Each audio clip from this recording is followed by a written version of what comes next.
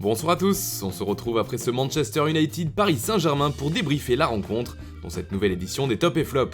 Un match ô combien important pour le PSG qui a finalement gagné 3-1, obtenant provisoirement la première place du groupe H.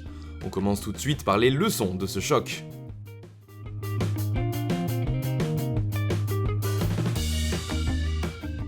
Buteur décisif en quart de finale et en demi-finale de la précédente édition de la Ligue des Champions, Marquinhos a encore enfilé son costume de sauveur ce mercredi soir à Old Trafford.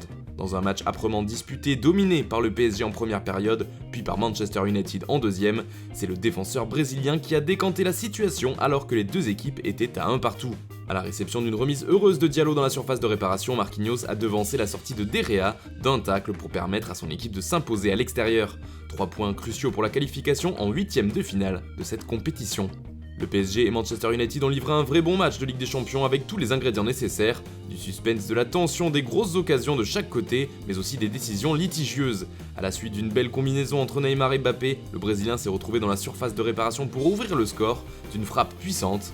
Puis Manchester United a su revenir avec beaucoup de réussite, puisque le but égalisateur de Rashford est intervenu contre le cours du jeu et avec l'aide de Danilo qui dévie la trajectoire de la balle.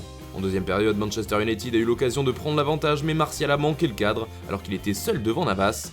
Et Cavani, lui, a vu son tir lobé frapper la transversale. Quelques instants plus tard, Marquinhos a donc surgi et Neymar a fini le travail dans les arrêts de jeu avec un doublé. En tête de son groupe H, grâce à cette victoire 3-1 face à Manchester, les Parisiens ont complètement leur destin entre leurs pieds. Le PSG sera qualifié pour les 8ème de finale s'il ne perd pas la semaine prochaine contre Istanbul Başakşehir. Un nul ou une victoire le qualifiera pour la suite de la compétition avec une première place en prime en cas de succès. On passe maintenant au top.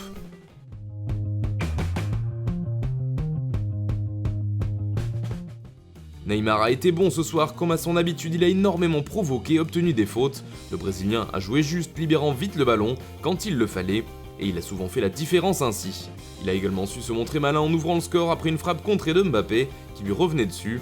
Moins en jambes en deuxième période, il a réussi à trouver un second souffle et s'est offert un doublé. La défense parisienne dans son ensemble a été bonne et solide ce soir. La charnière Marquinhos-Kimpembe a de nouveau montré qu'elle était au niveau et est restée sereine malgré quelques moments chauds. Abdou Diallo, positionné sur le côté gauche une bonne partie du match, a également été bon en défense. Rarement pris en défaut, il a réussi à bloquer son couloir aux offensifs des Red Devils. Et puis Marco Verratti a lui aussi montré une solide prestation. Il était là pour mettre le pied sur le ballon et le sortir proprement, et c'est ce qu'il a fait. Amenant plus de sérénité dans le jeu des Parisiens, il a aussi fluidifié la circulation du ballon, permettant aux actions parisiennes d'aller au bout.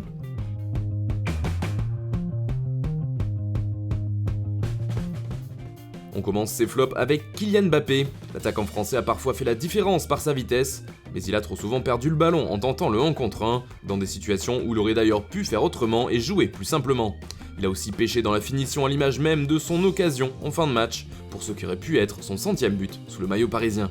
Moïse Kean aussi fait partie des flops de la rencontre. On a très peu vu l'international italien ce soir, à part lorsqu'il a été remplacé à la 65e minute, un match fantôme pour le joueur prêté par Everton. Fred a eu beaucoup de mal ce soir. Expulsé à la 71e minute, il aurait pu l'être dès la première mi-temps, après son altercation avec Leandro Paredes. Le milieu mancunien a manqué de sang-froid à plusieurs reprises et a donc fini par prendre un deuxième carton jaune et la sortie. Son coéquipier Bruno Fernandes a lui aussi manqué son rendez-vous, lui qui est d'habitude le maître à jouer des Red Devils, n'a jamais réussi à s'imposer, et ses passes ont trop souvent trouvé un Parisien plutôt qu'un Mancunien.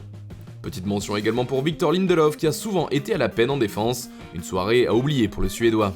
Voilà pour ces top et flops, n'hésitez pas à nous donner les vôtres dans les commentaires et à nous dire ce que vous avez pensé du match. Nous on se retrouve dès demain pour une nouvelle vidéo sur Foot Mercato.